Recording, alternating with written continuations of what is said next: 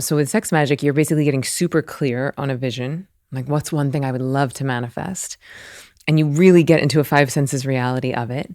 And then you start to create pleasure in your own body, and you move that from the root up to your crown, and you move it through every energy center, through every chakra. And at the moment of peak pleasure, you send that energy to the vision. Emily Fletcher is the founder of Ziva Meditation, a meditation practice that has absolutely revolutionized my relationship to meditation.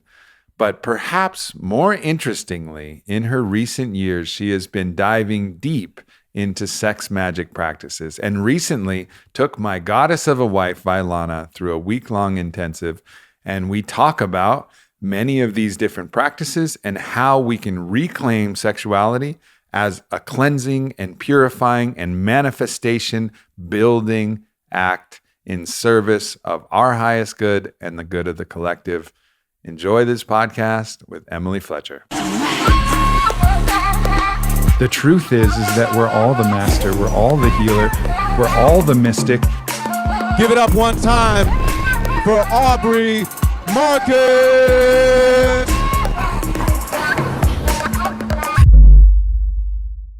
Emily. Aubrey. Wow. Whoa. We got a lot to talk about. We have a lot of ground to cover. So we, of course, met a while ago. We did a podcast, talked a little bit about your book, talked a little bit about meditation. It was still somewhat theoretical at that point, even though I dabbled a little bit, looked at a little bit of what Ziva was about. But we've been in a week-long intensive where you've been coaching myself and Vailana, not just on meditation, although I want to talk about meditation because it's been fucking profound.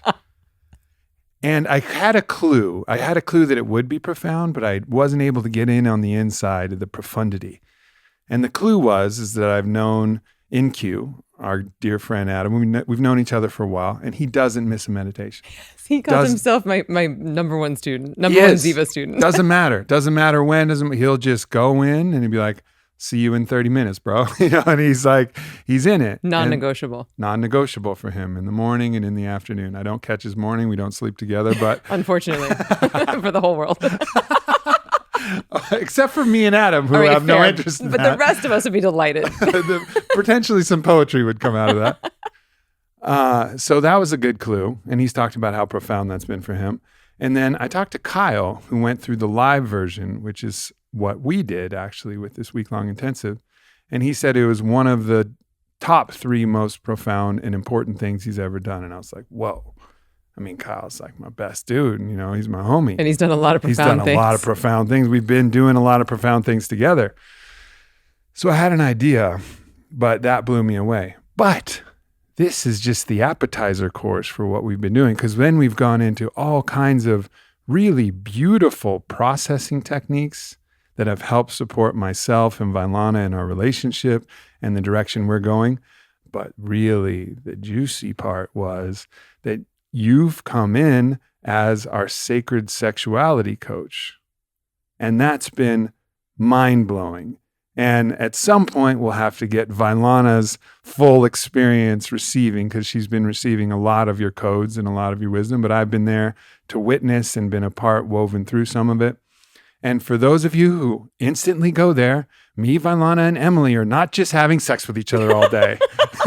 So sorry to disappoint if that's where your mind went and you thought that was going to be the story. Not the story.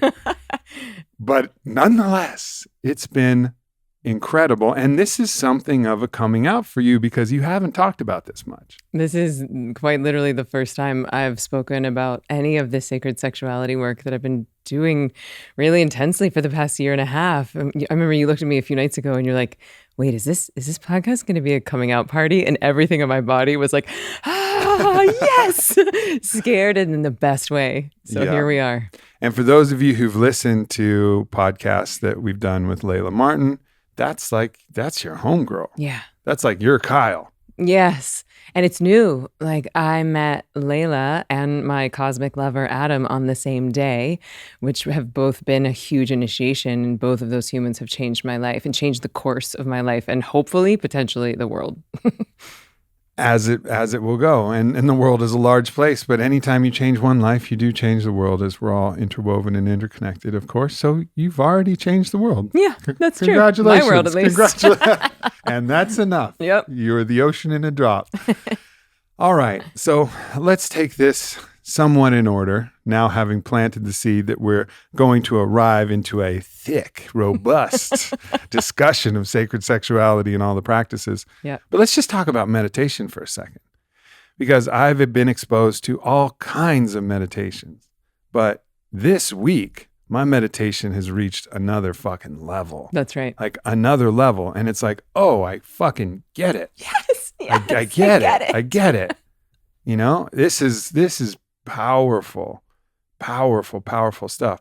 So let's go in again, and we don't need to, we've already told a lot of the story about it, but just get the overview of what your type of meditation, the lineage that it comes from, and a little bit of the flavor of what it's about. And I'll share my experiences of what it's like to actually do it through my own language. Yeah. So what you're experiencing right now, like I thought I was doing meditation. Like I thought I was meditating, but wait, now I get it. It's like you were drinking a glass of water and now you got in the ocean. Mm-hmm. This is why I can't stop talking about this. This is why I even shout it from any rooftop that will have me. It's like, y'all, everybody's drinking glasses of water. I got the ocean for you. Like, let's or an get aquifer, in. because oceans aren't delicious to drink. Fair. Nobody wants to drink a salty ocean. Although I drank some of your like mineral stuff this morning, and I was like, ketones. It's a very special part of the ocean. Still, you wouldn't want to drink too many or you'll shit your pants. well, hopefully not during this podcast. Nope. But it's what most people think of when they hear the word meditation is, well, which free app are you doing? And they think, oh, I got to clear my mind. And so then they download apps, and then the app is sort of thinking for them or moving their mind for them or keeping them in the left brain realm of thinking where they're focusing. Whereas Ziva is all about surrendering. Ziva is all about letting go. It's all about giving your body deep healing rest. And when you give your body that rest, it knows how to heal itself. And where I find that the magic happens is that you're not just healing the rest from today, you're healing all that stress stored in your body. And that can create a pretty powerful detoxification, both mentally and physically, which is what, we've seen some shades of that purge happening. I think it's one of the reasons why Kyle said it was so profound for him. He said it was like, this is like my first ayahuasca journey, because there really is a purging that happens, even though the practice feels so simple. So whereas a lot of people are trying to focus or trying to clear their mind or trying to use an app to think for them, what I teach people how to do is to tap into that deep inner contentedness, what I call the bliss field, and do that on your own, without me, without an app, without Wi-Fi, without a phone. Because like people, to me, meditating with your phone is like having an AA meeting in a liquor store. Like, why on earth would you want to go into the belly of the beast to unplug? So I really am big on self-sufficiency, and I'm really big on the simplicity of Ziva, because I've just seen it happen 40,000 times over, that people just start shedding all the stress that is keeping them from being their full, beautiful, awakened self. Yeah. So with the tool that you do use, though, because you don't go in completely without tools, you go in with one particular tool and a lot of guidance, a lot of framework, but one particular tool, and that's the mantra. Mm-hmm. And so the way that you're teaching mantra, how is this similar and how is this different from like transcendental meditation or just different mantra practices with malas? It has a different flavor, even though mantra is used in a lot of different types of meditation. Yeah. Yours seems to be particularly unique from what I've been exposed to. Mm-hmm. So when people are using mala bead meditation, that's called japa, and we're using a mantra, but the point of it is to focus. The point of it is to bring yourself back, bring yourself back, bring yourself back. And most mindfulness techniques, the leash is really short. Come back to the breath, come back to whatever the focus is. But with Ziva, it's all about letting go. How much can you surrender? How long can that leash get? And so that word mantra has been very hijacked by the wellness industry. Some people think that it means like an affirmation, but actually mantra is a Sanskrit word. Man means mind and trap means vehicle. So a mantra is a mind vehicle, and these mantras are designed to take you from that left brain realm of thinking and drop you down into that right brain realm of being, where you are actually accessing a verifiable fourth state of consciousness, so different than waking, sleeping, or dreaming. And in that state of consciousness, the right and left hemispheres of the brain are functioning in unison. You're increasing neuroplasticity and you're strengthening the corpus callosum, which is the bridge between those two hemispheres of the brain. So what would be different from japa versus ziva is that in ziva, you're not focusing, you're not concentrating. Yes, you're using the mantra, but it's a forgetting device, right? Like, yes, you pick it up, but really one of the only pieces of instruction I say is if at any time you seem to be forgetting it, do not try to hold on, let it go. And that's terrifying for people because they're like, wait a minute, I just came here, paid you a bunch of money, rearranged my whole calendar just so I could get this fancy word. And now you're telling me to forget it? F you, I'm going to remember mine, thanks. I'm going to hold on to my illusion of control. I'm going to really try and clear my mind because that's what every yoga teacher has told me for the past 3 decades. I got to clear my mind. And OPS, I don't like what's going on in here.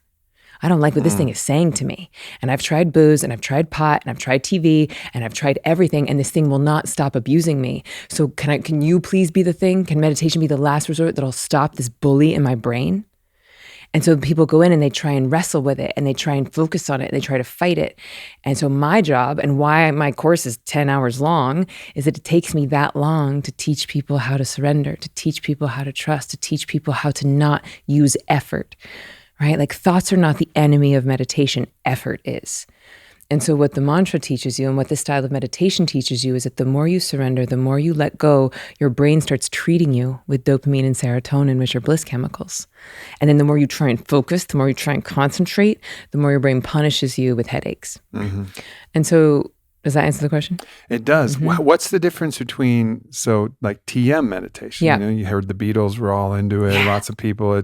And the word is that it's one of the most effective ways, and it's really become popularized because it's a way to drop into meditation a little deeper. What are the kind of the flavor differences between what you're offering and TM? Yeah, so a lot of people think that TM is a style of meditation, but it's actually the name of an organization. It's the name of a company. Like I'm from the South, and so if you want a soda in the South, you just ask for a Coke. And it's like, oh, can I have a Coke? It's like, oh, do you want Coke or Sprite? It's like, oh, Sprite. But you just say Coke. You're like Kleenex, right. Tampax. Like there are brands that have become ubiquitous with a thing. And so a lot of people think that is a style, but it's actually the name of a beautiful organization that's taught millions of people to meditate. Where Ziva is different is that what I teach with Ziva is it's a trifecta of 3 M's. So mindfulness, meditation, and manifesting. And for the first 6 years of my career, I was just teaching meditation. And I started to notice that people would have resistance to starting or they would quit. And so I started asking deeper questions like, what's coming up? Like, how on earth did you get the keys to the kingdom and then put them down? Like, what? Like, I literally just gave you the key to access your own bliss and fulfillment in the only place that it resides, which is inside of you, and the only time that it resides, which is right effing now, and you're going to stop? What?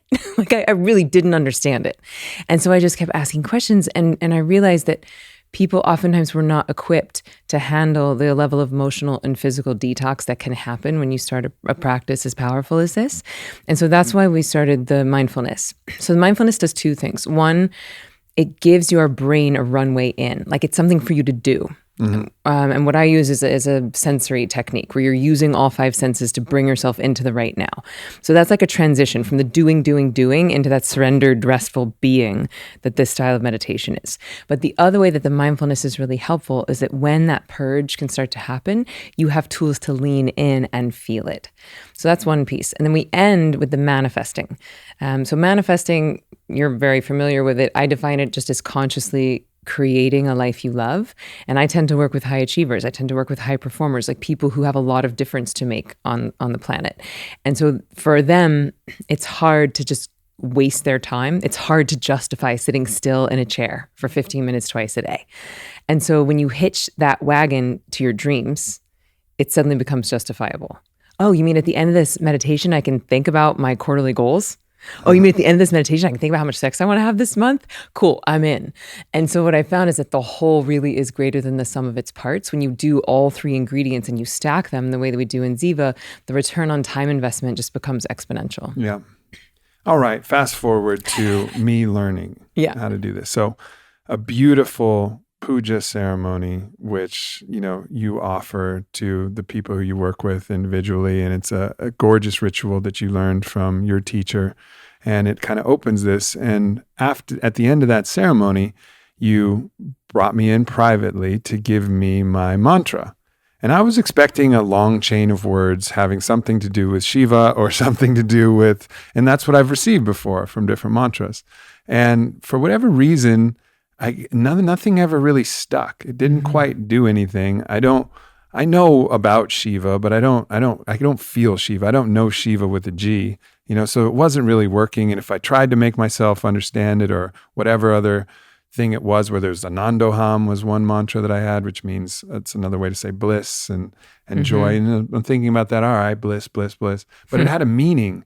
And I think the meaning was somehow distracting me. It was bringing me back into thought in some way.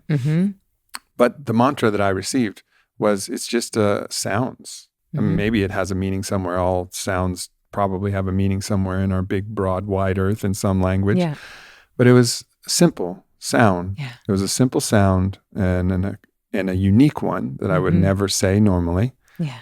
And I was like, all right, well, that's cool. That's simple. And then we go into the meditation to try and use that mantra. And the way you describe it is use it like an anchor that's just gently drawing you deeper, deeper, deeper. And I understand going deeper into the psyche and into this place of the bliss field is what you call it, where remembering, forgetting, waking, sleeping, it all starts to blur into this delicious soup of the cosmos, right? Like, all right, I get it. I understand. Didn't know that a mantra could do it. And at first, when I was trying to link it to my breath. And I was like, inhale mantra, exhale mantra, inhale mantra. And I had tried to find some cadence. You're like, no. Do less, dear Aubrey, do less. And when what's even better than less? Even less. Do nothing. Accomplish what's everything. even better than even less? Nothing at all. Except for this one thing. And just circle back to this. And I finally started to get it. And then you're like, all right, now just allow the mantra to arise naturally in your mind. Don't think about when you're going to say it or not. It'll just appear. It'll just appear, and you'll say the sounds. And it's a really beautiful thing that the brain does, is that we do say sounds in our mind.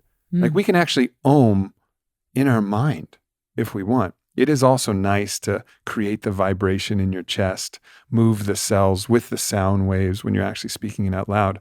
But this mantra isn't said out loud. It's said in the quiet of your mind, which can reproduce the sound beautifully. And so as I started to get it, oh wow, it's working. And then thoughts come up, and you have a guide for which thoughts to let run and then gently bring back. And all right, let's not try to solve problems. So let's try to leave the problem solving for later. That's a little too much. So gently bring yourself back to the mantra, but don't try to use it like a baseball bat and bat them all away. Let's just try to, gently move our way back to it. And I started going deeper and deeper and deeper. And my head started to drop and my shoulders started to drop. And then all of a sudden I was like, oh, wow. This is meditating. I'm doing it. I'm doing it. I'm the I best can meditator feel it. in the land. And then I'm like, mantra, back into that place. And it was so pleasant. Like a lot of people say, oh, meditation's hard for me. We had, I think we did 20 minutes in that first one. And I was like, I could have gone an hour. Like that was beautiful. Yeah. It was like such a lovely place to be in, that it wasn't work. Maybe the work is just getting in there and starting it. That's right. But once you're there, it's delightful. Yeah. You just said it all. It's like the work is getting your buns to the chair. And then once you're there, no effort. And actually the less effort you use, the more enjoyable it will be. Yeah. We don't really know that. I mean, it's a principle in Taoism called Wu Wei, Wu Wei, like the path of least effort. And this is really like blending that kind of idea. It's like, do the least. Yeah. Really do the least. Just this simple thing, and follow it all the way down. And then if you bubble back up to the surface of the water, great, and then allow yourself to matriculate down. Not one is better than the other. And that's another beautiful thing that you really hammer home is a deep meditation is not better than a shallow meditation. If you have a bunch of thoughts, great. And one principle that I really liked is all of these thoughts, it's like a detoxification. Yes. It's like things that are coming through your psyche that needed to come through your psyche. So you say, oh, hello, and thank you for leaving my You can be a leaving good my party psyche guest. suit. Yeah, exactly. Yeah, so you want to think about it like a party in your brain, and you're always going to have guests at your meditation party, and some of them you're going to enjoy, some of them you're not going to enjoy, and your job is to be a good host. Don't be a bouncer. In some ways, you're also kind of like the door guy, and all these thoughts are leaving the party. So the party gets like more refined to the guests that you really want. It's almost like you are saying hello, but you're saying hello on the way out, because that's the detoxification aspect. Thank you right? and goodbye. Yeah, Thank yeah, you yeah. and goodbye. Thanks for coming. Goodbye. Thank you and Goodbye. goodbye. Thanks for coming. Goodbye. Until all you're left with is like the essence of the party itself, and the guests all go away. And you mentioned too. But a really important point is that Yeah. I don't want people to think that the guest going away is the point, because then they can't help but be the bouncer. And even if it's sneaky, they like saddle up to that friend, like, can you Right. just get out of here? Because Aubrey said it was just him and pure beingness. And so can you just get out of here? And the second we try to clear the mind, the second we start using effort, and then we feel like we're failing. And I've seen so many people rob themselves of a lifetime of bliss and fulfillment because they're judging themselves based on misinformation. Like you said, everyone thinks that meditation is hard. The reason why that is that most people are trying to do styles that were made for monks, versus this was actually made for people like us, people with busy minds and busy lives, people who like having sex with other people. And so it's not a monastic practice, and that really matters. Yeah. Yeah. So it's interesting because it is valuable, I think, to think of these thoughts that are coming, that they needed to come and they needed to go. But it's not the goal isn't to end. It's an endless wellspring of thoughts. Yeah. But these particular ones were the ones that you're actually purging from your psyche. And tomorrow you'll have new ones. If you started up in 20 minutes after you finish, you would have new ones and you would have new ones. It's an endless amount of people at the party, but it is gently sifting things and sorting things in a way. And of course, metaphors all fail when you get too granular with them. But it's beautiful to think about everything being productive. Yeah. That there isn't one place you get to where this is where the productive part happens, but reframing the entire thing as productive, then it actually allows you to stop trying. It allows you to stop judging, stop creating a hierarchy of good, bad. It's moving beyond the polarity of this is better than this thing. It's just a different flavor. Yeah. Beautiful. And I would say that the goal has nothing to do with what happens in the sitting itself. The goal is, am I enjoying my life more? Am I getting better at life? And like, this will be on my tombstone. We meditate to get good at life, not to get good at meditation. Because the second you're judging what's happening in the chair, then you're going to try and correct or use effort. But the litmus test is, how was I feeling and performing the day before I started versus how am I feeling and performing 30 minutes after the practice? That's what I want people to judge. So I've used some of these biofeedback devices like the Muse and things like that, and they're quite fun, but it's almost impossible not to be attached to when, for people who've used it, there's this like chaotic, windy sounds, and then if you get really quiet, it starts to stop, and then you hear birds chirping, and when birds are chirping, that means that your brain waves are calming down from beta into alpha, maybe dipping into theta. You get into theta, oh boy, there's a bunch of birds, and you're like, I'm crushing it. I wonder how many points I'm going to get. Competitive meditation. Yeah, it's like, psh, you throw on that headband, see if you get this flock of birds. I bet you won't, baby. I'm so enlightened. I got my video game telling me so. I got birds all day. I got birds. You want some birds? Oh, you didn't get any birds? I got extra birds. Don't worry, I got you. It's so hard not to do that in the gamification, although it's still valuable. So all these other things, whether it's using Headspace or Calm or Muse or whatever, I think there's a place for all of these things. But there is something very, very special about this type. And there's a couple things that end up happening. One, very restful and restorative. Reminds me of my binaural beat practice in that way, like very restful and restorative. And also, you start to feel some of the effects of what a detox actually is like. Like, go through a fast or go through a liver cleanse, you're going to have some shit come up emotionally. There's a great, I think it was Benjamin and Azria's book, Who Stay in Our House.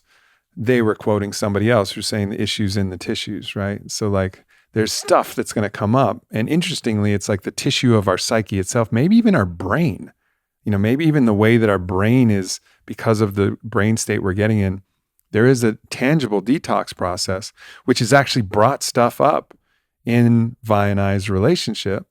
as well. Like part of the detox was like things that were underneath, latent in the surface, now are bubbling to the surface. Just like if you're doing a liver cleanse, and things that are moving out of your liver at that point are going to move through your psyche and create emotional disturbances, and beautifully so, not disturbance in a bad way, but just things are moving. Yeah.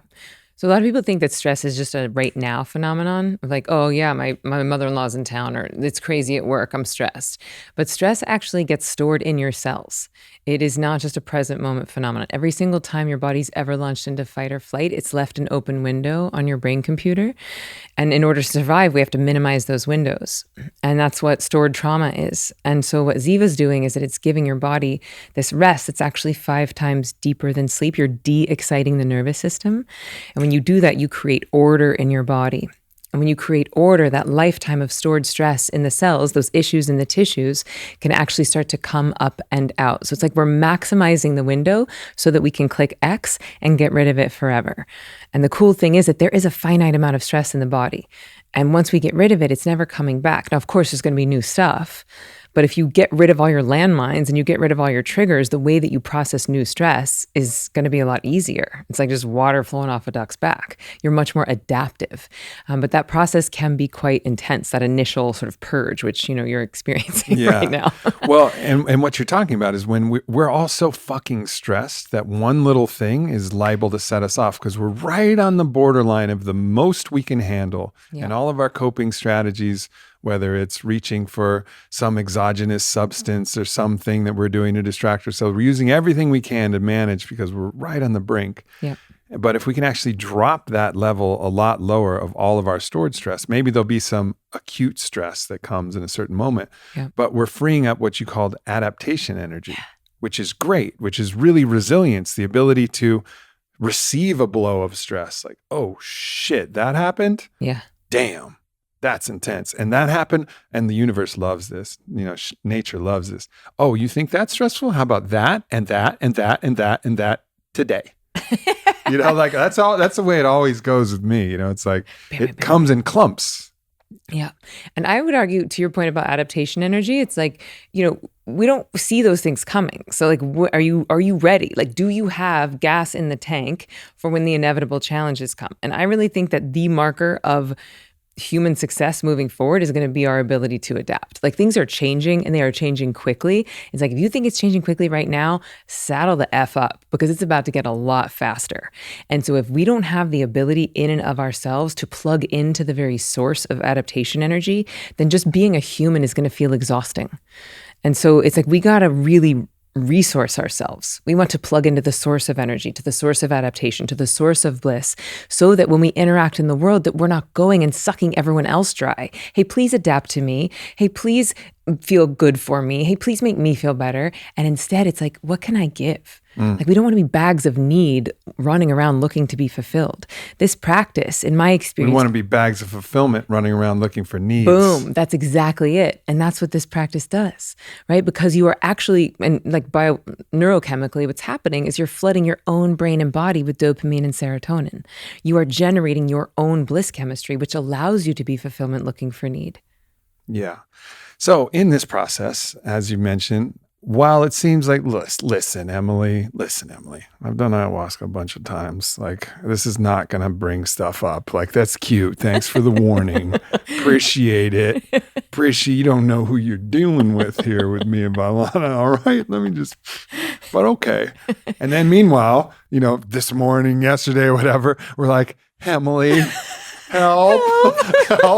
We need help. And the beautiful thing is that you have more tools in your toolbox, and you've been with us here. It's been a week-long intensive where we've basically been living together, and you've had tools that have been really helpful. And there's 2 of these that I really want to mention. The first of which was what we did first, was the paradox process.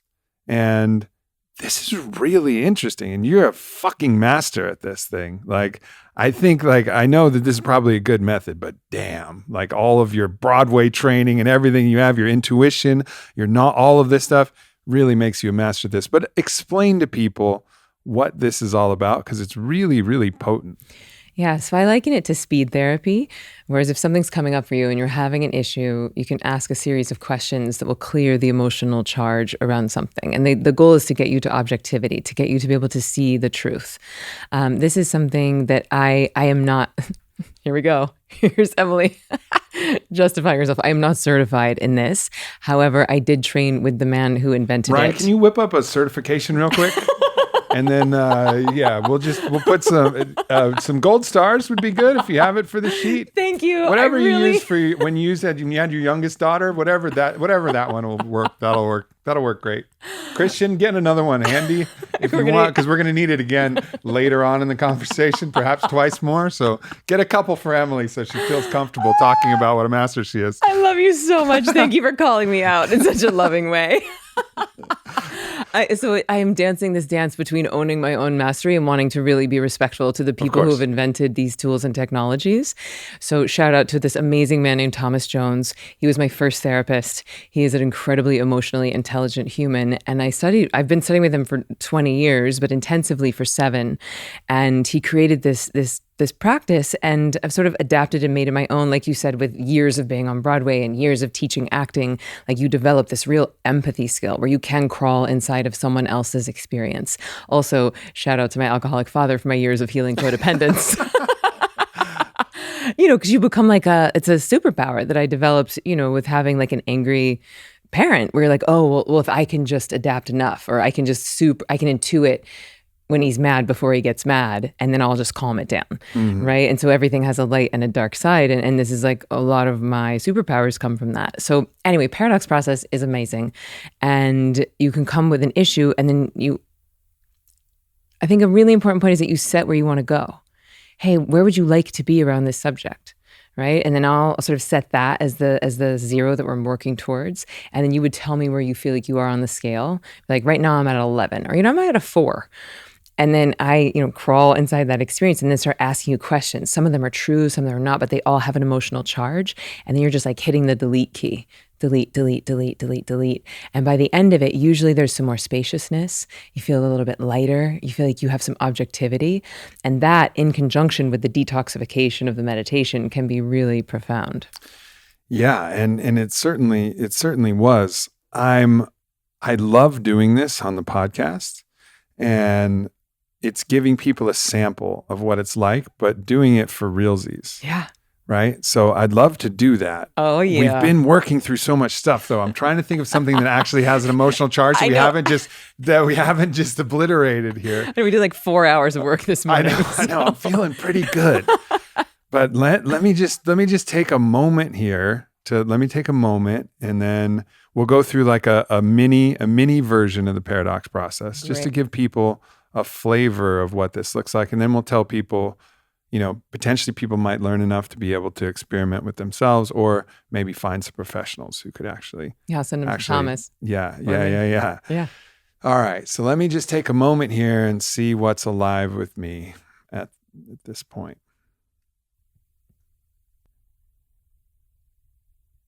Sometimes I still feel like I'm not doing enough, that I could and should be doing more, and that I'm not being disciplined enough, I'm not being dedicated enough, that the world needs me, and I'm not showing up for the world in the way that I could.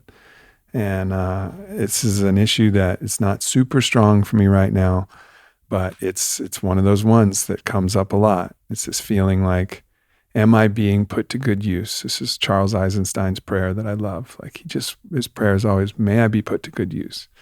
And I wonder, like, am I being put to good use? Am I putting myself to good use? Am I allowing the universe to move through me in a way that's for the best use of the world? And so this is something that comes up a lot. And with that comes an associated amount of love that I give myself to try and steer myself towards being of good use. Now, we also got to go through a beautiful medicine ceremony, which we won't talk about here on the podcast, but it involves me offering body work, which I learned from Parangi. Talk to people about that. And, let's just call it a ketamine journey. at this point. So ketamine journey with some body work and nothing too heavy on the medicine side, but it's this beautiful process where I get to do body work with someone in a very open state. And I was able to offer that to you. In that point in time. Beautiful and profound. And I'm so grateful. Yeah, it was a real initiation. Thank you. Thank you. Yeah, thank you. In that time, what's interesting is one of the things I love most about it is I know that in that moment, I'm being put to good use. Like, even though it's just me and one person, I know I'm being put to good use. But in regular life, unless I'm like, maybe right now I feel like, oh, I'm doing a podcast. This is me. I'm in the podcast. I'm in a podcast. I'm being put to good use. But the rest of my life, when I'm not like offering body work or doing a podcast, or I just crush some dope poem that I know is going to be a dope video, or I'm on stage speaking, there's these peak moments where I'm like, yep, you did it, buddy. Good fucking job. Like, you're doing it. And I feel this wash of love and peace and acceptance and joy from knowing that I'm being put to good use. And then a lot of the rest of my life, also when I'm making love to Vailana, I also feel this like, right now, there's nothing better I could or should be doing. So I get lots of reprieves from this, but generally, much of the time, there's this waking anxiety, this little grinding anxiety of, what about now? What about now? Not enough. If you're watching this show, you could be on your computer and doing something, at least something. And so it's this kind of grinding thing that's grinding down my joy and dampening and dulling the colors from my life. So, so then let's go for it because it's real. Yeah, great. So let's say that the 0 that we want to work towards is you feeling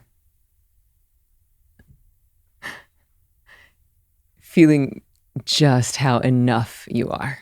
The 0 we're going to work towards is you feeling so satisfied and so in love with who you are exactly right here, right now, that you feel like beyond a shadow of a doubt that you are enough. Real simple 0. If that's the 0, how far away from that are you right now? 10 is like, I am in full anxiety, and if I don't if I don't save the whole world right now, no one's ever going to love me. I think we're in a very good spot for me normally, but I'm like a thick 3. Like a thick. Firm. Thick, great girth. Yeah, girthy. Thick 3. Thick 3. Okay. Yeah. Okay, great. Okay, so again, I'm going to ask you a series of questions. Some of them are going to be true, some will be false, but they're all going to have an emotional charge. And what I want you to say after each question is simply see truth. When I say that out loud, see truth. See truth.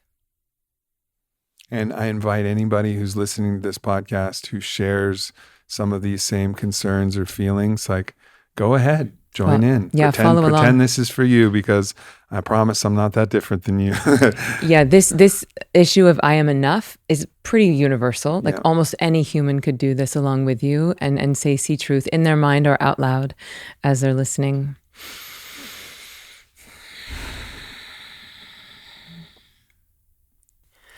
So again, I'm going to ask you a series of questions. Some of them will be true, some of them will not be true, but they're all going to have an emotional charge.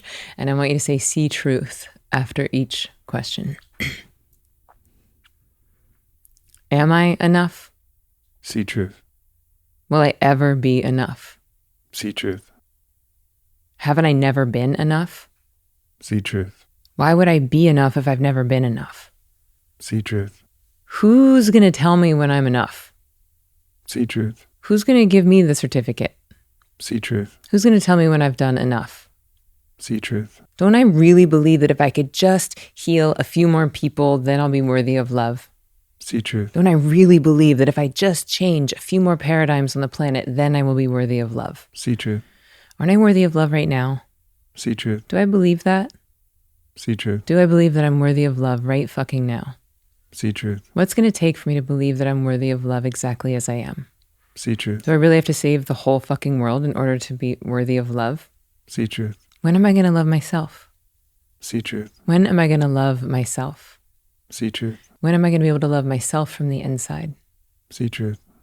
Why do I have to accomplish so much in order to feel like I'm enough? See truth. Isn't it exhausting? See truth. Don't I love it? See truth. Don't I get off on it? See truth. Isn't this my existential kink? See truth. Isn't this the thing I'm secretly so proud of? See truth. Don't I love this angst inside of me? See truth. Hasn't this angst gotten me a lot of good stuff? See truth. Hasn't this angst made a lot of really cool things in the world? See truth. Aren't I proud of it? See truth. Don't I not want to get rid of it? See truth. Isn't it a thick 3 because I love it? See truth. Aren't I proud of this piece of me? See truth. What if there's nothing to fix here? See truth. What if there's nothing to solve? See truth. What if this anxiety is divinely inspired? See truth. How do I see the cosmic joke in that? See truth. How do I see that nature made me totally perfect and totally anxious? See truth. How do I see that I'm not totally anything? See truth. Aren't I already enough? See truth. Can I enjoy my enoughness and want to save the world? See truth. Would I save the world if I felt like I was enough? See truth. Aren't I afraid I'd be lazy if I believed I was enough? See truth. Wouldn't I judge myself if I thought I was enough? See truth. Isn't it that sacred yearning that's gotten me everything I've gotten in life? See truth. How do I see that the time for that level of yearning is over? See truth. How do I see that what got me here is not going to get me there? See truth. Can I let go of the anxiety? See truth. Can I let go of the self-judgment? See truth. How do I see that if I can run a 7-minute mile with a rock in my shoe, I'll still be able to run a 7-minute mile if I take the rock out of my shoe?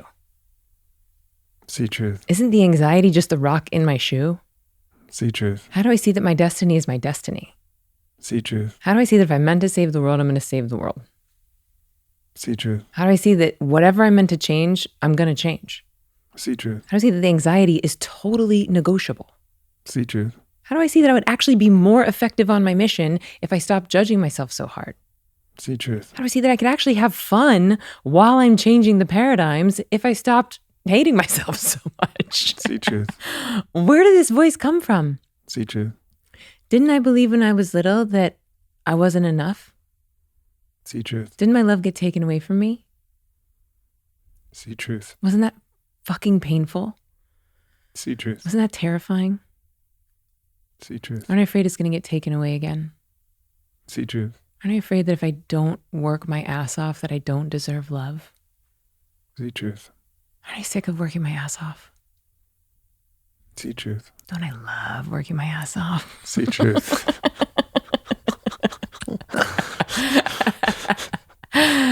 Let's take a little mini pause there, check in. Yep. Yep. So what was that like for you? What came up? It was a really important reframe of like, it's things that it's almost like they're not foreign to me, these thoughts. They're not like the first time I ever thought this, but somehow through the process, they're landing deeper. Yeah. And I'm processing them in a way, and they're all weaving together in a way that's making like an impact greater than the individual thought itself. Yeah. And I think the idea that this is all okay, this is part of my design, but I can also get the same thing, which I want, but without the cost of the anxiety of it, and how it is absurdly woven into a lot of conditioning and patterns and other things that are just ready to drop. Yeah. You want to do one more mini round? On a scale of 1 to... I'm at like a 1, Okay. and it's like a 1 of middle finger flipping myself off. Like, Why are you fuck flipping you, yourself? I'm not going away. So you can fucking suck it. Lick this finger and shove it and enjoy it. Okay, and what's that defiance? Like what's it protecting? I actually think it's protecting me from realizing that I could have gotten rid of this already. And the self-judgment of being like, see, You could have been done with this already. You could have been living a life of more joy and less stress and anxiety Yeah. far longer. Okay. Okay. So we're going back in. Aren't I a ding dong? See truth. Why the fuck have I made this so hard? See truth. Couldn't it have all been so much easier? See truth. Isn't that not true? See truth. Didn't it have to be hard? See truth. Didn't I need that fire to forge my steel? See truth. Didn't I have to walk through that fire to become the king that I am? See truth. Didn't it have to be hard? See truth. Didn't I sometimes make it harder than I needed to? See truth. Can I forgive myself for that? See truth. Can I see that I had to prove myself to myself? See truth. When am I going to realize that I've proven myself to myself? See truth. Haven't I already proven myself to everybody else? See truth. When am I going to prove myself to myself? See truth. Doesn't everyone else already think I'm enough? See truth. Some people think I'm more than enough. See truth. Aren't people kind of intimidated by my enoughness? See truth. When am I going to relish and savor my enoughness? See truth. Isn't there a real possibility I could go to my grave and never realize that I'm enough? See truth. Couldn't Emily and I be here at 85 doing the same fucking exercise? See truth. Don't I get to choose? See truth. Don't I get to choose every minute of every day? See truth. Won't that be a new muscle? See truth. Isn't it weak right now? See truth. Don't I know how to make weak muscles strong? See truth. How do I build my enough muscle just like I have every other muscle? See truth. Am I enough? See truth. Do I believe that I'm enough? See truth. Aren't I afraid that if I believe I'm enough, I'll stop working? See truth. Don't I know that's not true? See truth. Couldn't there be nothing farther from the truth? See truth. Aren't I going to bring light no matter what? See truth. Aren't I going to bring light even if I eat Doritos and watch reality TV all day? See truth. Wouldn't I still be bringing light? See truth. How do I see that my joy distributes joy into the collective? See truth. How do I see that me stressing while trying to make the world more joyous is not working? See truth. How do I see that me suffering while trying to deliver bliss is contributing to the collective suffering? See truth. When do I let myself have fun? See truth. When do I let myself enjoy it? See truth. How much money is it going to take? See truth. How many women is it going to take? See truth. How many more sales is it going to take? See truth. How many more cars is it going to take? See How many truth. more podcasts? See truth. How many more books? See truth. When will it be enough? See truth. Is it enough? See truth. Will it ever be enough? See truth. Can I enjoy it right fucking now? See truth. Can I enjoy it right fucking now? See truth. Aren't I ready? See truth. Don't I deserve that? See truth. Haven't I earned that? See truth. Didn't I deserve it even before I earned it?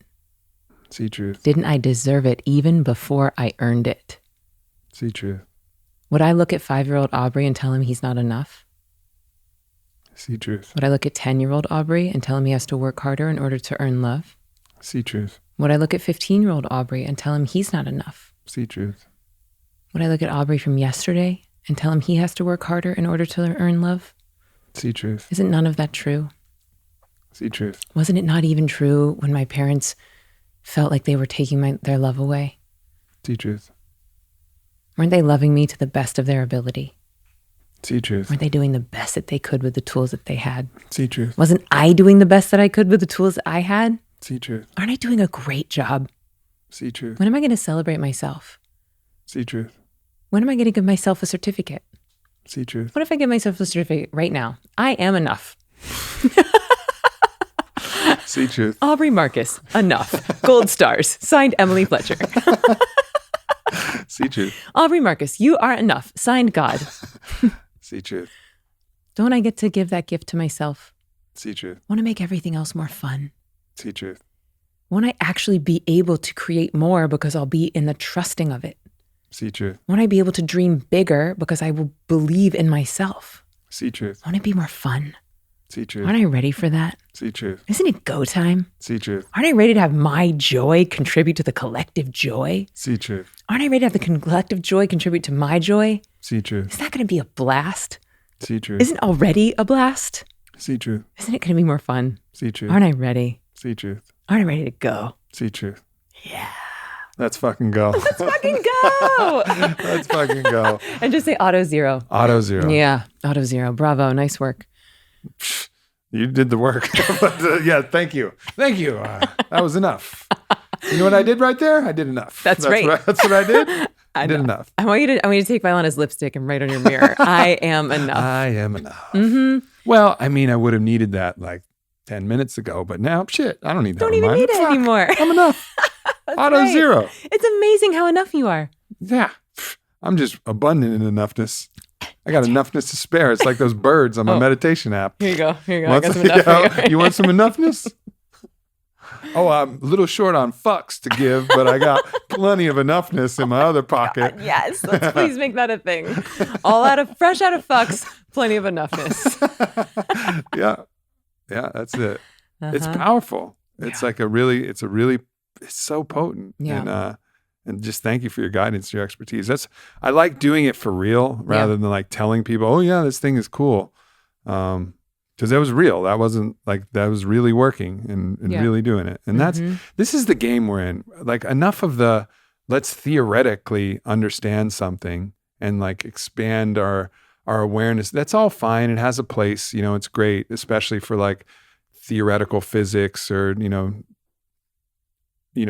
some fucking astronomy that requires, mathematical equations and shit. Like I get it. There's a place for this theory that makes sense.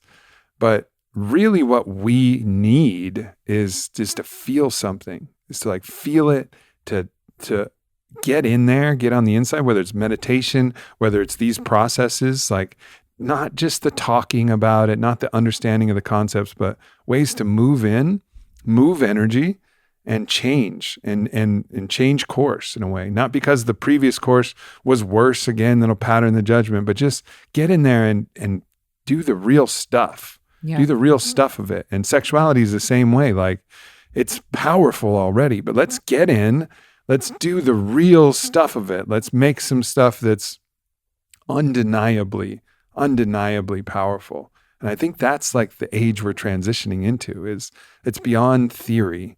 Now it's like, all right, let's embody it. Let's embody the more beautiful world our hearts know is possible, not just talk about it. Yeah. Let's be it.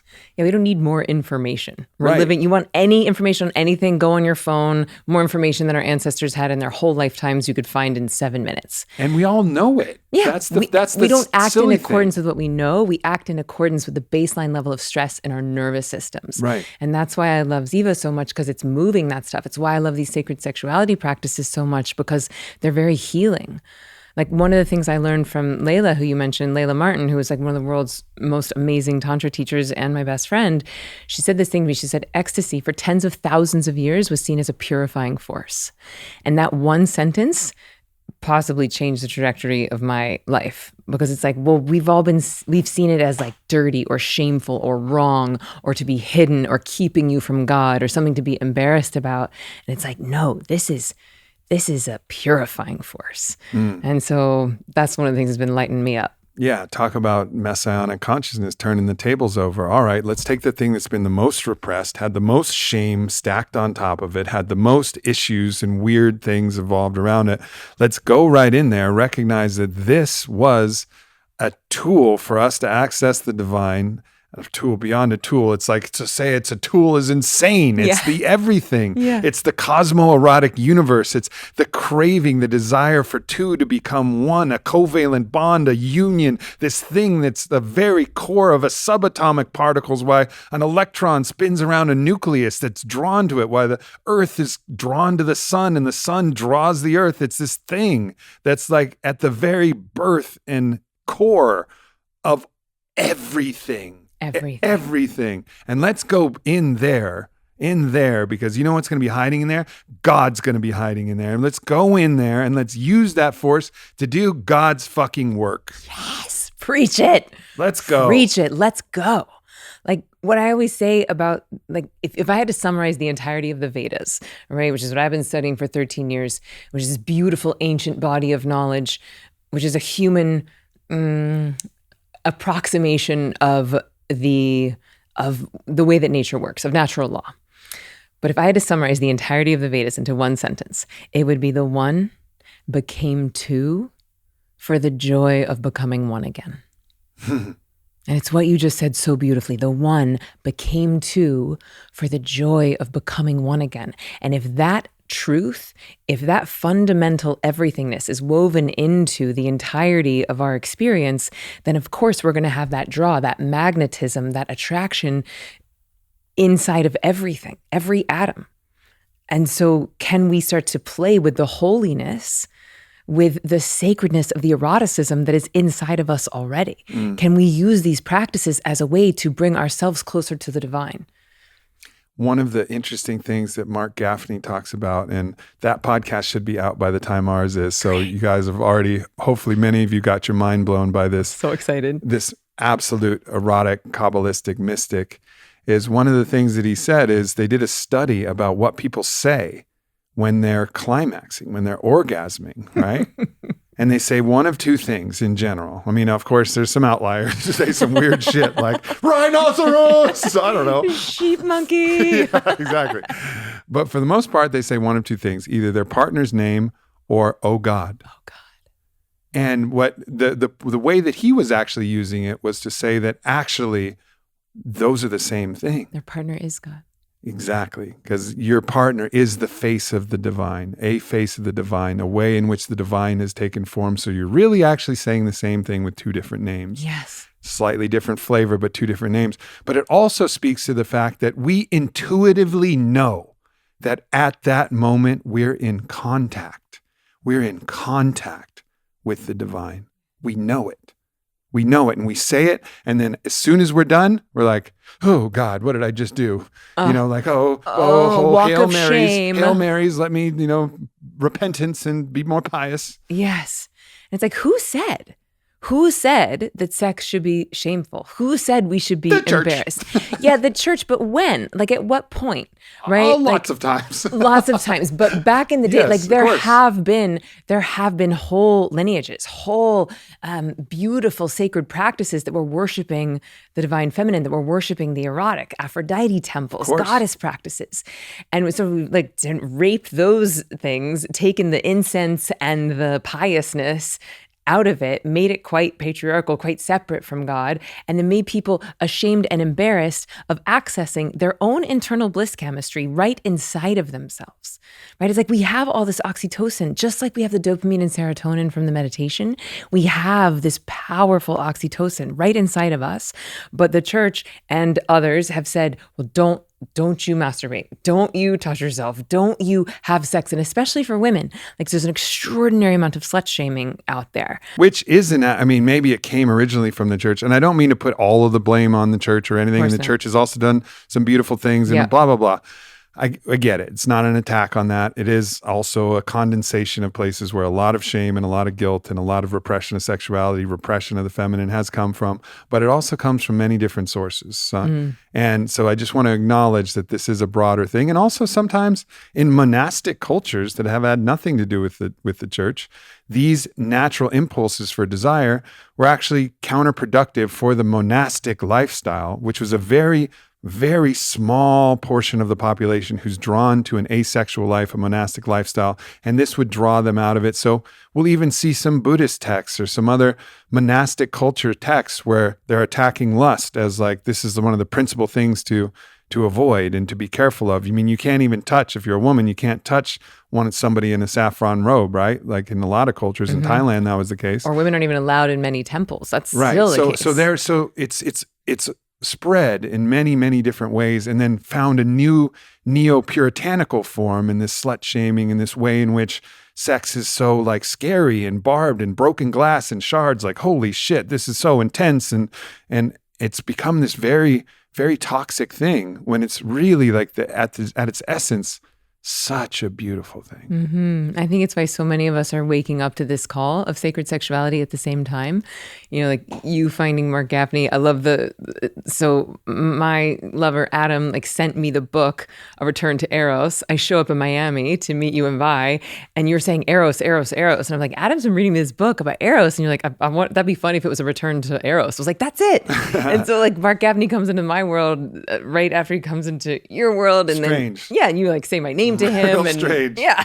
Real strange. Yeah. But I think there's this collective waking up, right? I think it's one of the reasons why I said to you, I want to meet your wife and now that we're working together, I see that we have such similar missions where it's we want to bring together all of these people who are waking up to like, oh, we have to shift the way that culture sees sex and sexuality, because we've taken the most creative force there is, right? Sexual energy and creative energy are very, very similar, right? Like we are at the basis, you are drawn to someone sexually to create a baby. Now, we're not creating a baby every time we have sex, but we are creating something. Right. And so it's like, how are we going to use that creative energy? And when that thing gets perverted, when that thing doesn't have a beautiful outlet for expression, then it will come out in ways that are, I think, creating a lot of the suffering, unnecessary suffering and darkness on the planet. You can just redact the I think. It is creating just an absolute unnecessary amount of suffering. The unconsciousness, the shame, the broken glass pieces, all of this stuff that's woven in. And for anybody who's listened to some of the podcasts I've done with Vailana, she's shared a lot of her challenging history with sexuality. And she's had the full gamut from, any variety of different situations where she's been taken advantage of, manipulated, violated, and also willingly given away her sexuality to people who didn't really honor her and didn't actually take care not to do more damage and leave her more whole than when they found her. Was really this transactional taking energy that she's experienced beyond just the straight up violations that she's experienced in a variety of different ways. And it's so sad, but this is the reality for so many women and so many men. There's so much sexual trauma, as well as the just garden variety shame and guilt and repression and all of this other stuff. There's so much to work through. So one of the ideas of bringing you two together was for you to help her go even deeper into the sexual practices so that she could further liberate beyond what ayahuasca can do, beyond what me being a devoted and loving husband could do. And we've done a lot together, and it's been beautiful, but finding someone who could be that mentor, be a teacher, to teach her how to really liberate herself, through these practices. And what she's been able to go through in this week has been stunning. Stunning. Yeah, she's done such beautiful work. Both of you have. And it's been a real honor for me to witness and a real initiation for me as well. And, some of the things that we've been doing, and something I want to say is that anytime we engage in some sort of a sacred sexuality practice, like before we even get to anything resembling pleasure, it's like we first just lean right into the darkness. So, okay, before we can even access our own full bliss chemistry, it's like, well, where are you feeling tightness, embarrassment, shame, holding? And I think you heard us the first time where it was like, what's happening in there? And it was just like a lot of like rage to start, and just like breathing out the rage, moving the rage, and then finding the grief and leaning into that.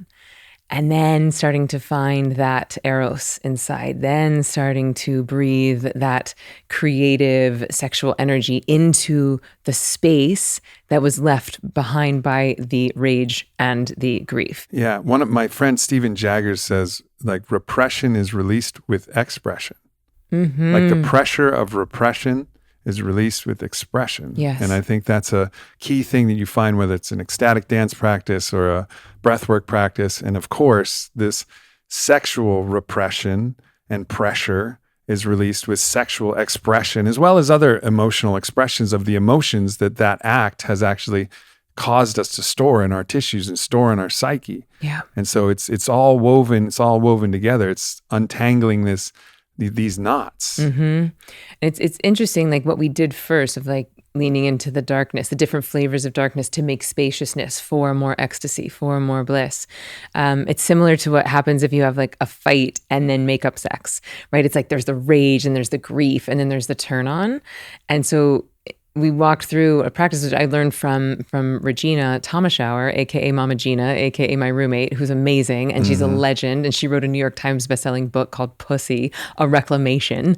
And even this week, like in my work with Vailana, it's like even me being comfortable saying that word, her being comfortable saying that word, like, and just a quick etymology, vagina actually comes from a word that means a sheath for a sword. And it's like, that's just one element of the pussy, of this And it's actually like beautiful, the inner canal part. yeah, and that's just the canal, versus the pussy is like the whole pleasure portal. It's the matrix point, the matrix, right? The place where all life is birthed. And so really reclaiming that word pussy, thank you, Mama Gina. And then also this practice of like the rage into the grief, into the turn on, and transmuting that rage and grief with your turn on. And the way that Regina says it is, that rage is a combustible power source. It's like a dirty energy. Grief can also be fuel you, but it's dirty. But when you put your turn on into it, when you sprinkle that sexual energy to it, it turns it into a clean energy source. And so that's what we've been doing as part of the practice. And then we did our first sex magic, which is something I learned from Layla Martin, which if I didn't even know what sex magic, I'd never heard those words a year and a half ago, 2 years ago. And so for people listening who haven't maybe heard that, it's basically using your pleasure as a manifesting tool. It's like, I would call it manifesting on steroids, right? And I've been teaching manifesting for years. And so now it's just like, what else can we pour on top of that flame of your desire? So with sex magic, you're basically getting super clear on a vision. Like, what's one thing I would love to manifest? And you really get into a five senses reality of it. And then you start to create pleasure in your own body, and you move that from the root up to your crown, and you move it through every energy center, through every chakra. And at the moment of peak pleasure, you send that energy to the vision. And we've been doing it almost every day since we've been together, different flavors of it, different variations of it. And it's been so beautiful to have the vision keep crystallizing, to see what downloads come. It's like, yes, we're placing the order with the cosmic waitress at the cosmic restaurant, but then we're also very open to receive what guidance there is for us. It's like the veil gets very thin. The right and left hemispheres of the brain are functioning in unison, similar to meditation. You're flooding yourself with bliss chemistry, and quite literally your electromagnetic field gets bigger. So your magnet gets stronger. So these desires that you're dancing inside of, they start to be magnetized to you. So there's some real beautiful science behind sex magic. And one time we were giggling, we were like, this is already done, but we might as well masturbate about it. It's like we're coming from this place of real knowing and real trust. And let's just pour some fire on it. Yeah. It's already done, but we'll masturbate about it. It's great. So Mark Gaffney's been talking to me about, in the wisdom of Solomon, the Solomon traditions, the kind of mystery schools that have been hidden in the deep, Kabbalistic mysticism. They have a word for orgasm, and an orgasm in the Hebrew, I don't have the word handy offhand. I wish I did. It's a beautiful word, but it's the moment of so much light that you can't hold it anymore. So it's like this moment where the light is building, and you surrender to the all light. It's like poof, the all light. And so imagining that you're holding this crystalline vision of your future, very much like what Joe Dispenza is doing, like, all right, let's draw this future, magnetize to this reality that we want to be the embodiment, be the living, breathing, wet magnet for this thing that we're attracting. Let's draw that in and then build the light, and then surrender to the all light, that connection to the divine, to the all light, and then crystallize that point, and then allow that to become part of our life. That's the essence of the sex magic. And by the way, what a lovely way to do it. Yes. Doesn't have to hurt. No, it doesn't have to. You don't have to suffer. You don't have to grind. Well, maybe it's a different kind of grinding. But yeah, I just actually did a Joe Dispenza 7-day retreat. And I was fascinated by how similar what he's doing is to sex magic. He's not using necessarily manual, pleasure creation. He's doing more breath and energy work, but it is moving that energy from the base to the crown. And so it was cool to see oh wait, this practice that is so powerful that I've been using, you can achieve it in other ways. It reminds me kind of the ways in which some of the MDMA-assisted psychotherapy practitioners talk about the difference between processing trauma with ketamine and processing trauma with MDMA. And obviously ketamine is fully legal now, but of course they've had access to tons of clinical trials. MAPS has done an amazing job showing how absolutely effective it is to process trauma on MDMA. And what they were saying is that in the ketamine state, it's disassociative. It pulls you out of your ordinary reality so that you can process trauma from a neutral place. from a neutral place, which is far better than the PTSD kind of rigid, tight, clinging place that most of us would access trauma. Because as we go back into those traumatic memories, all of those emotions come alive, everything, you're reliving it as you replay what's been stored on your hard disk, right? Like you're going through all that. But with ketamine, you get to go to a neutral place. But with MDMA, obviously you're flooded with serotonin, you're flooded with all of these hormones that make you feel so good, make your heart feel so open. So you're processing not from a neutral place, but from a place of vast openness and love and safety that's created from that. And it's more powerful. It's just more powerful. It's a more powerful way to process trauma. And this is from the people who, the doctors that have been actually working with both and seeing it. And it seems similar in that in the meditative state, you can get to a neutral place, a place where your mind is more removed from your struggles and your challenges, maybe even all the way into the bliss field, a place in which, you've slipped beyond ordinary waking consciousness. And it is quite pleasurable, but it's somewhat neutral. You're getting to a somewhat more neutral place, even though it's not probably totally neutral, nor is ketamine totally neutral, but it's a more neutral place. But if you're doing it from a place of pleasure, it's beyond neutral. It's super powered. It's extra charged, just like MDMA. This is way beyond neutral when you reprogram.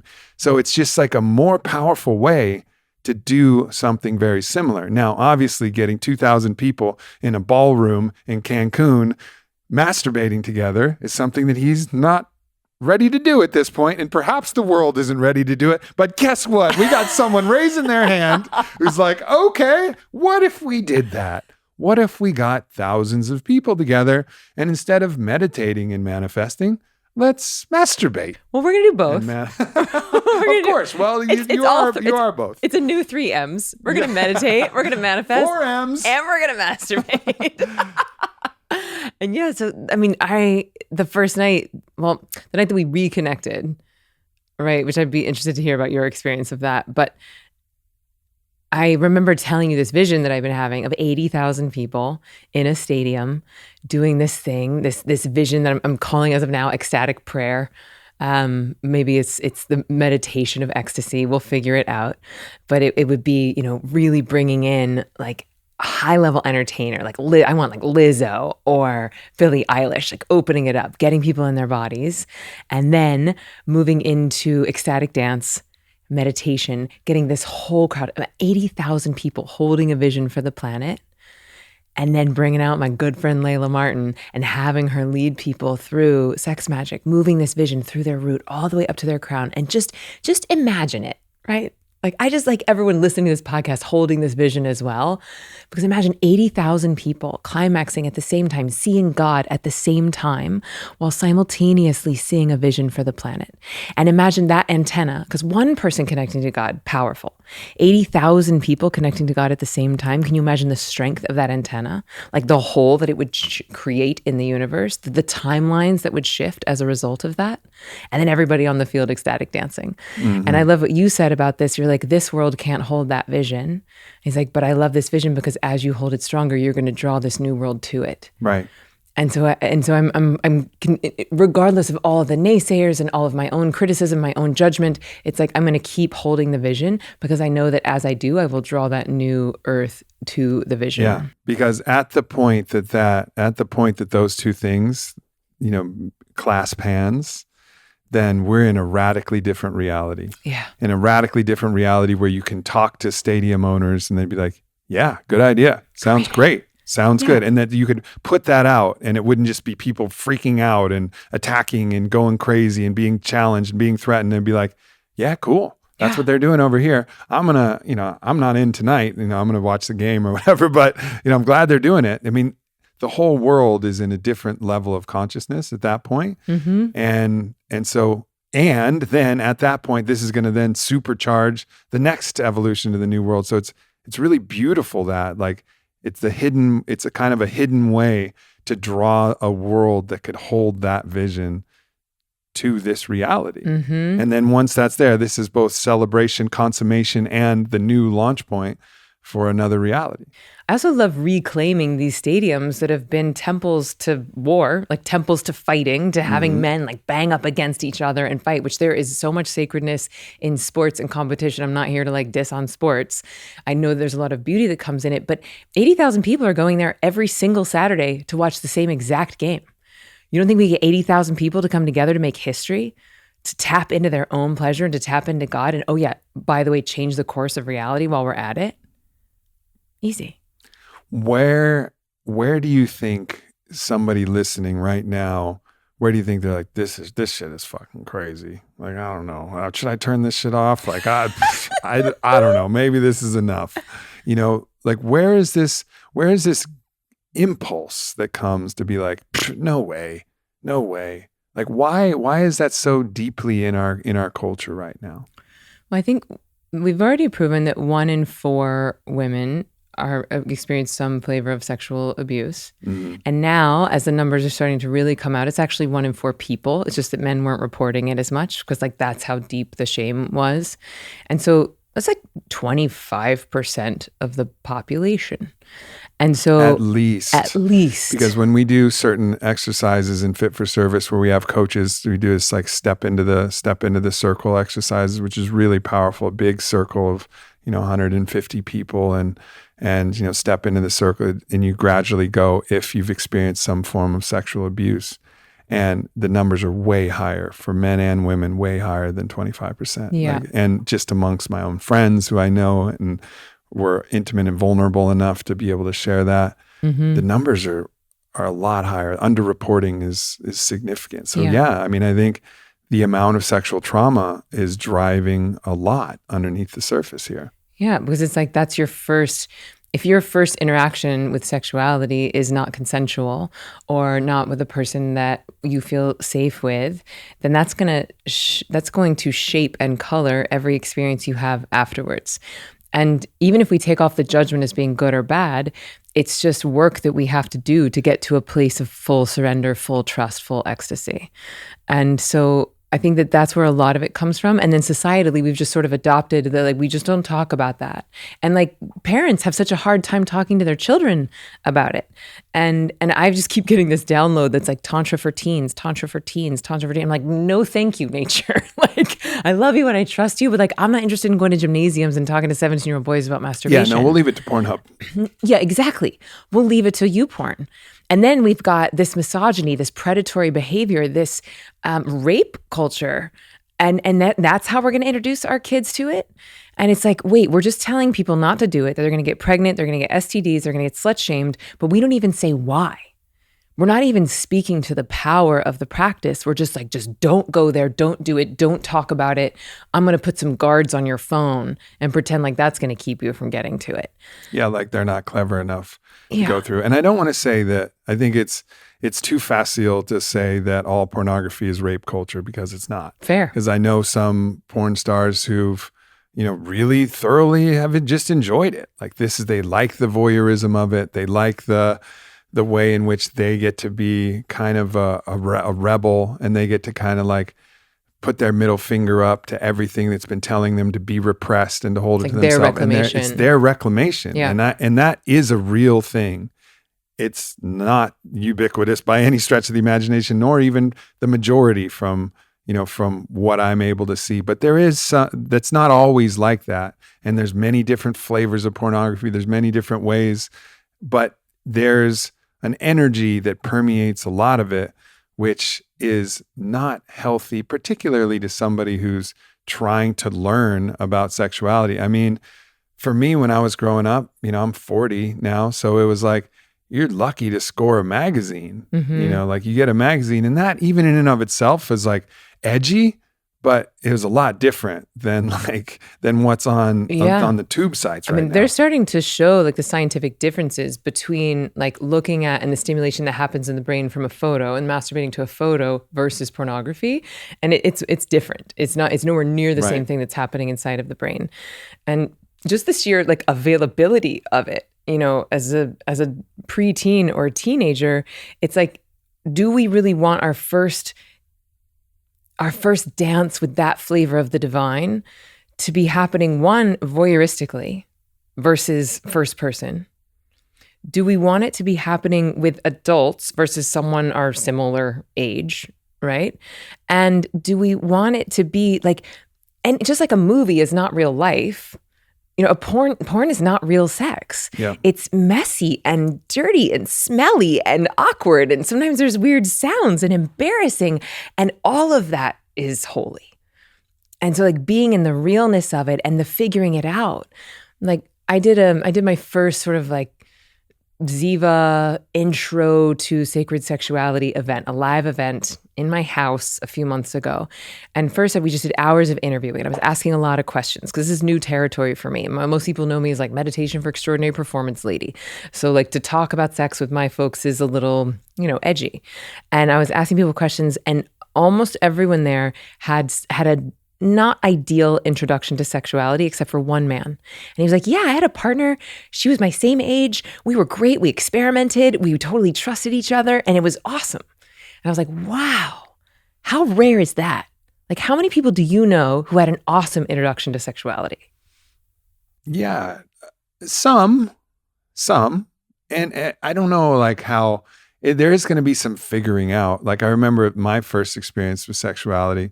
I was 16 and my girlfriend was 16 and it was like the real tricky part was the condom.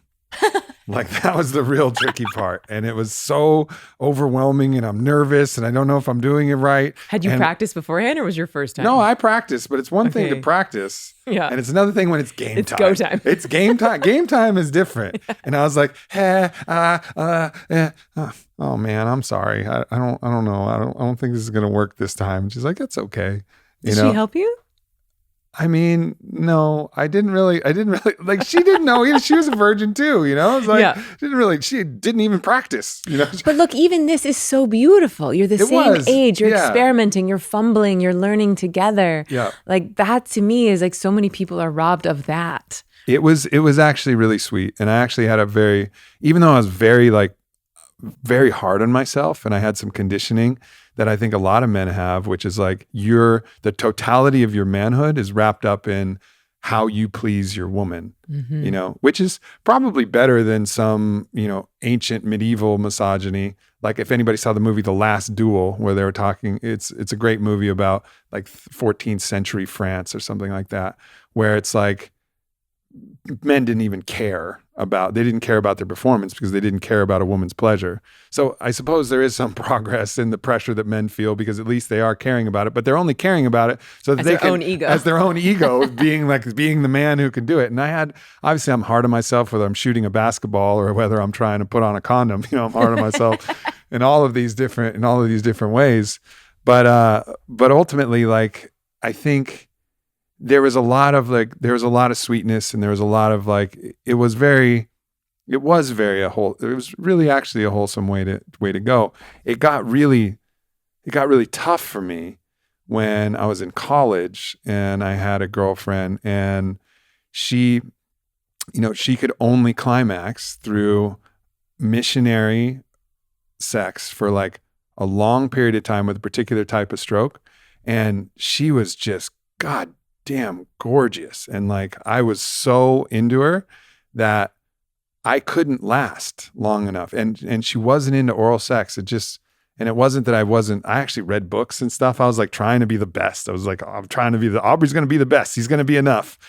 And sometimes I would just come up short and I would climax before her. And when I would, she would look at me and she'd go, ugh. Oh boy. And turn her back to me. And sometimes like grab her own vibrator or finish herself. And I was like, just sitting there in my own shame of like not being enough. And that fucked me up for a while. That took me like years to get over that. Thank you. I am. Thank you. It's sorry. worked. It's been a happy ending, I will say. It's been a very happy ending. The healing was also great. And there was a lot of great that's come on the subsequent side. But there's a lot of different things that these discussions are not being had. Yeah, like I'm 42 years old and like why am I just now discovering this stuff? Yeah. And like thank God nature has given me just this like machine gun, this like fire hose of the world's best experts are just falling in my lap, my roommates, my best friend, my lover. And like thank God. And I feel like one of my gifts is taking esoteric information and communicating it in a way that is attractive and accessible to a mainstream audience. I've done it really well with meditation, and it feels like nature is now asking me to do the same thing with sacred sexuality. And I am happy, I am excited and happy to do this, to disseminate it. I mean, you're feeling a call in ways too. Mm-hmm. And I have a little bit of that story of like, really? At 42, I'm learning this now? Yeah. Like, not my daughter. Not my son. I want a different world for them. I want a different world for us. Yeah, I mean, the very basics. All right, let's talk about basics of being human. All right, maybe we learn how to breathe. Ages 3 to 5 are about breathing. Yeah. Great. Yeah. Great. You know all about breathing by the time you're 5. We're removing trigonometry. We're putting in meditation. Yeah. We're going to take out calculus and we're going to teach you how to do your taxes. Breathing, dancing, and then also like school, how traumatic because I teach ecstatic dance, of course, and it's a big part of Fit for Service, is training people that it's okay to move your body freely without judgment. It's not a performance. Allow yourself to move, emote your emotions.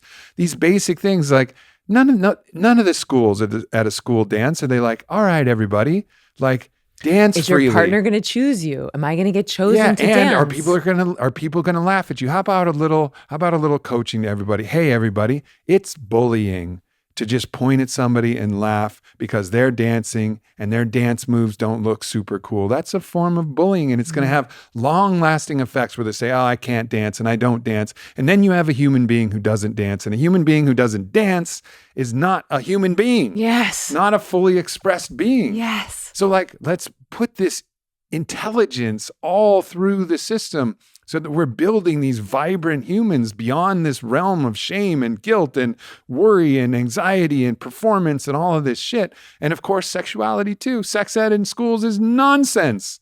It's mostly don't do it. And if you do, here's all the fucking consequences. Yeah. It's crazy. It's crazy. And instead, we could be teaching pleasure practices. We could be teaching sacred sexuality, like legitimately. Why not? Why would we not have a pleasure practice in the morning? Why would you not want to flood yourself and charge yourself up? Like something that Adam and I say, Adam is my amazing lover, and we'll check in. And this is a simple frame that I think can really help a lot of folks. Be like, what's your level of charge right now? And even because Vailana has given me consent to share what we worked on. And when I would check in with her, like, what's your level of charge right now? And when she would talk about it, I would notice a little bit of, like if it was low, there'd be a little faint hint of judgment, or like there's something wrong that I need to fix. And I was like, what if we just think about your level of charge? Like we're looking at a thermostat. Mm-hmm. Oh, it's 76 degrees. I could use it a little cooler. I'm going to take it down a couple notches. Oh, it's 72. I could warm it up a little bit. I'm going to turn that up a little bit with no judgment, just noticing that our sexual charge could actually be a thermostat for our body, for our levels of stress, our levels of nourishment, our levels of feeling safe with our partner. Instead of judging, oh, there's something wrong with me because I'm not at a 10 out of 10 all the time. It's like, oh, it's just a thermostat. And then having our own tools and knowing what turns ourselves on so that we can turn ourselves up and down on that dial and then guide and instruct a partner on how we would like to receive pleasure. Because if you don't know what you want, how on earth are you going to be able to tell your partner? Mm-hmm. Right? And letting go of the shame of like, oh, I feel not so turned on right now. And instead making that hot. Oh, you're at a 0? Where would you like to be? A 5? Can you feel into what a 5 might be right now? And then just as a mental exercise, can I just imagine what a 5 might feel like in my body? And then it becomes a bit of a game, and it becomes really like you're checking in with each other, which can be really beautiful. Yeah.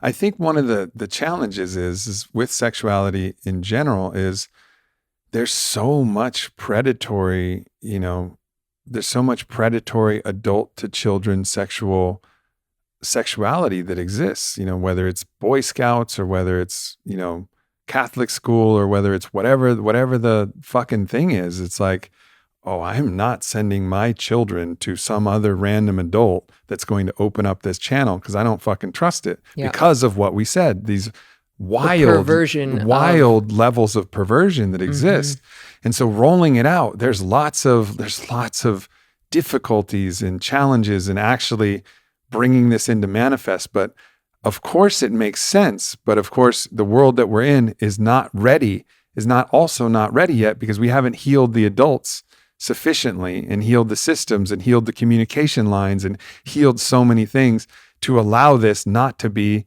potentially toxic. Yeah, fair. I mean, there are so many dangers. And like you even, like I have a kids meditation training, right? So Ziva Kids. And so I've even been wary to talk about sacred sexuality at all, simply because I have a kids meditation training. And it's like, well, where do we think those kids came from? Right. And like, if we're going to wait for another generation until the adults are healed before we start teaching our kids, like, and then it's never, then it never happens. That generation never actually happens. Right. And so it's a complex problem, but I think we have to address it from all angles of like, yes, healing the adults. Yes, allowing the children, giving the children tools to learn about it in ways that are beautiful and empowering and inspiring versus shame inducing. Yeah. Yeah. And I think the clear way is just, and it is awkward in a family. A family dynamic is inherently awkward. And I think one of the awkwardness is because there is an erotic impulse to your parents. You know, Freud discussed this at length. It's the Oedipal. It's a variety of these different things that is there. And because it's there and it's not supposed to be there, and there's all this shame about, of course, don't fucking do anything about it, right? But like, I think everybody's like, God, the kids are like, oh my God, I can't believe I heard you guys, you know? And there's this so much that's like wrapped up in this thing that even in a family dynamic, which should be the safest place to do this, it can also get all kind of crunchy and difficult, and the kids don't want to hear it. The parents don't want to talk about it. So then they're just leaving everybody out to the wild world of porn. That's right. To really sort it out, or their friends who have been trained in the wild world of porn. You know, like somewhere something has to shift where we have to like create a new sexual narrative that allows like healing to begin earlier, or even prevent the necessity for healing. Yes, by creating like a positive runway. Yes. That people can kind of navigate. And of course, sometimes there's going to be some shit that happens, you know? All right, but how can we talk about this in a healthy way? How can we heal that? How can we move forward? How can we alchemize this and navigate our way from here to there? As you're saying this, the thing that's coming up is like maybe the need is like family facilitators, like someone who teaches the parents and the kids, someone who teaches the parents how to have the conversations with the kids, because most people don't want their kids going somewhere else to learn about this stuff, but they're not doing it either. So like you said, it's left to the wild world of porn. So maybe it's the family facilitators. Also a vision that I have that will help us get to the stadium events would be starting circles. I have this vision like the circles where you get, you know, a group of friends, maybe it's 8 friends or 12 friends, and maybe it's online, maybe it's in person, but you do these sacred sexuality practices. Like you hold a vision. And I'm in a group of which is, it's called 8. And so there's 8 of us, and every 6 weeks we meet and there's a game every week. And the game could be like, what's one thing that you'd be proud of, but that you don't want to do? Or, you know, just simply most magic wins. wins. Be proud of, but you don't want to do. Yeah. I don't know. That's a tough one. Well, I could give you mine, but I'm not going to. Well, it's a coming out party. What are you proud of, but you wouldn't want? I can't even think of one. Ryan, can you think of one? Christian, you got one? It's like something that, so perhaps like a simple would be like, I want to write a book. I'd be proud of writing a book, but I don't want to write it. Oh, it doesn't involve sexuality. No, it doesn't involve sexuality. Sorry. So like my 8 group, sounds like if I'm proud of it, I'm pulling that. I'm pulling that out. That trick is not being held up to I should have myself. clarified. Okay. My 8 group that I'm in is not sexuality, but I'm just giving you context for the vision.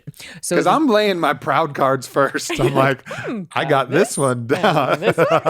Oh, ace. Yep. Here we go. We're gonna get to the 3 of clubs later. You know, you'll see that one, but I'm not so proud of that one. Yeah. So every 6 weeks we have a game, and then we pair up. So there's partners, and every day we design our day. So we like write out everything we're going to do that day in past tense, and then we report back that night. Like, yes, podcast with Aubrey was amazing. Yes, had such an amazing session with Vailana. So, and then if you don't do it, then you have to pay $10 into the pot. And if you don't, and so by the end of the 6 weeks, there's like kind of a big pot because people miss here and there. point of the story is that most magic wins, and you could get like a couple grand every 6 weeks. And oh yeah, you're basically designing your day and going after your dreams and being held accountable to it. So I like the idea of starting a circle, like making an 8 group, but doing it with sacred sexuality practices. And maybe it's 4 couples, or maybe it's 8 individuals, but people that you know and trust. And you say out loud ahead of time, this is the vision. This is the thing that I want to manifest. And I'm going to use my sacred sexuality practice to strengthen my magnet, to get myself into bliss chemistry, to dance with the divine, to receive those downloads, and to place my order every single day. I'm going to do these practices. I'm going to feel as good as I possibly can. And then at the end of the 6 weeks, you come together and it's like a contest of like who manifested their thing. Because, we got to gamify stuff because we're ding dongs. Our bliss and fulfillment and dreams coming true is not enough of a prize. So we got to put some money on the table. And I think what this is talking about is how communities grow stronger together. Yeah. Like doing this all alone is great. And if it's just you for now, like beautiful. Yeah. Like get in touch with this, start to explore these different practices. You can listen to the podcast I did with Layla where she breaks down different practices for an individual man, different practices for an individual woman, different practices for a couple. Yeah. And then moving beyond a couple, if you wanted to explore other partners or a group scenario, it's a beautiful, like very pragmatic instruction about some of these. So if you're interested, like, well, I don't even know what the fuck that means. That's one resource that I can point to. I'm sure there's many, many others, but yeah, Layla's a master. She really is. Master. And then you can start these practices and they're very profound. But then ultimately when you can start talking to your friends about it and then potentially weaving things together. And of course, everybody's minds are, what is that, a circle jerk? A circle jerk? There's so many ways in which we subtly push away those things that maybe inherently we know, like maybe there's some value there. Maybe there's something potent there, but let's just smash it down and make it something that's, something that's shameful or let's denigrate it in some way so that we don't even have to think about this as a possibility. That's right. And so, during COVID, like our circles got smaller. We weren't like hanging out with hundreds of people. It was like sort of a tight group of around 20. And we worked really hard to gather. We worked really hard to come together. And there was obviously a deeper level of intimacy that was created because it's a smaller group than 100, 20 people gathering a lot is different than 100 people gathering a lot. And Layla would oftentimes lead us in sex magic. And it was so fascinating to see what would happen in a group dynamic like that. Like, does it spin out? Does it get crazy? Does it get predatory? Does it get vulnerable? Do people feel shame? And none of that happened. It was actually from those experiences with, adults, consensual adults, all genders, and then what happened was this level of trust, this level of intimacy. And yes, there's like stories of like, oh gosh, and is it, do I look this, and are they watching, and do I have enough charge, and do I need to perform, or is this really just me and God? Like all those stories come in. But then at this moment, can you imagine like 24 people touching God at the same time? And then what happened for me afterwards, this happened many times, is that immediately afterwards, it feels like the most pure, most natural, most beautiful thing in the world, where I'm like, yes, 80,000 people doing this together. Yes. Why not? Why not? Why not? Yeah. And so just to clarify that vision, it's not like everybody, like you were thinking like cocoons and pods, like allowing some privacy. So it's not just 80,000 people, because it would be real hard to prevent some people from being like, I got my binoculars out here. Totally. This is going to be a good fucking show. Yes. Let me go to the circus here. And Yeah. So what, the Mylar silver things that people wear at the marathon after they run it to keep warm. I'm picturing these like beautiful cocoons that are really lightweight and they pack up into a little pouch, but you have them on so that it's really quite private, that it's really just you and God. And then afterwards, once you feel clothed and covered and totally saturated in bliss, you like open it up and there's like butterfly wings on the inside or Isis wings on the inside. Isis being the Egyptian goddess, not the terrorist. So good clarification there. Good clarification. Mm-hmm. Well, this is the new world that we're birthing. And look, there's a lot of logistics and there's a lot of things. And, even with the caveats that we said, we understand that you listening may have thought of ones that we didn't talk about, and we think about them too. And it's not like we're blindly charging into this, unaware of all of this. Yeah, of course, there's challenges, there's pain, there's stuff that's there, there's issues that are there. Maybe, religious upbringings that are teaching you some things that you're bumping up against, whatever it could be. There's a ton of things. Every person is individual, every person's sexual history and all the stories and everything is unique. No way we could cover all of that, but try to just take the essence of what we're talking about, like the essence of it. The essence of it is beautiful. The essence is a reclamation of pleasure within yourself and knowing that this pleasure is divine, as all things are. As Paul Selig says, who's been on the podcast so many times, God is, God is, God is. All is God or nothing is. Like this is a part of it. And it's a particularly powerful part of it that far too long has been repressed. Yeah. And the repression has very, very ugly results. Yeah. And we've seen that over and over and over again. It's not working. It's not working. Fucking working. Yeah. Come with me. We're going to use your pleasure to change the world. Come with me. We're going to use your pleasure to change the world. See truth. See truth. See truth. Emily, Yes. you are a badass.